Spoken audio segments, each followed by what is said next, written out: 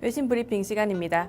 오바마 대통령이 재정 적자 절감을 위해 추가 재정 수입원 확보가 시급하다고 거듭 강조했습니다. 이 소식 블룸버그 통해서 확인해 보겠습니다. 어제 블룸버그 통신에 따르면 오바마 대통령은 한 언론과 가진 인터뷰에서 정부의 재정 적자를 줄이려면 효과적인 지출 감축과 함께 추가적인 재정 수입원 확보가 필요하다는 점은 의심의 여지가 없다고 전했습니다. 그는 조세 제도상의 허점을 보완하고 감세 혜택을 제한하는 등의 조치가 필요하다고 강조했습니다. 이어 이 모든 과정은 점진적으로 진행될 것이기 때문에 거대한 충격은 없을 것이라고도 언급하며 일각의 우려를 낮추고자 했습니다.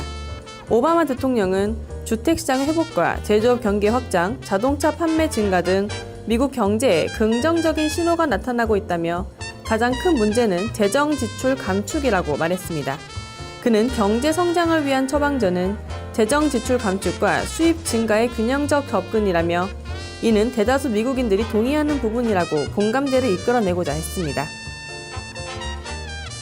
미국의 지난해 12월 공장 주문이 증가세는 회복했지만 예상에는 다소 못 미쳤습니다. 이 소식 마켓워치 보도입니다. 지난밤 미국 상무부는 작년 12월 공장 주문이 전달보다 1.8% 증가했다고 발표했습니다. 이는 0.3% 감소했던 지난해 11월보다 개선된 것이었지만 2.3%로 예상했던 시장 전문가들의 전망치는 밑도는 수준입니다. 최소한 3년 이상 사용하는 자동차와 건설 장비, 컴퓨터 등 내구재 주문은 4.3%나 늘어난 반면 음식료품과 의류 등 비내구재 주문은 0.3% 감소세를 보였습니다. 특히 석유류와 담배 등의 주문이 크게 줄었습니다. 석유류가 0.6%, 담배가 23.1% 감소했습니다. 크리스 로우 FTM 파이낸셜 수석 이코노미스트는 제조업이 다시 성장세를 보이고 있는 만큼 해외 수요만 회복된다면 성장세는 더 빨라질 것이라며 그나마 지난해 정체를 생각하면 완만한 성장세도 나쁘지 않아 보인다고 말했습니다. 미국이 더 이상 높은 실업률에 발목을 잡히지 않을 것이란 분석이 제기됐습니다. 이 소식 로이터 통해서 확인해 보겠습니다. 현지 시간으로 4일 로이터 통신은 연방준비제도의 보고서를 인용해 미국의 노동시장이 보다 나아질 것이라고 전했습니다.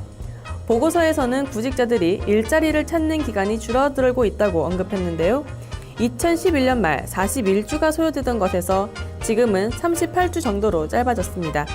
조사에 참여한 로 발레타 연구원은 장기 실업 상태가 점차 완화되고 있는 추세를 보이고 있다며 지금의 상황은 노동시장에 대한 수요가 부족해 나타난 일시적인 현상이라고 전했습니다. 앞서 일부 연준위원들은 높은 수준의 실업률이 연준의 양적 완화 효과를 상쇄시킬 것이라고 지적하기도 했는데요. 이날의 보고서는 이 같은 우려를 해소시켜주는 역할을 했습니다.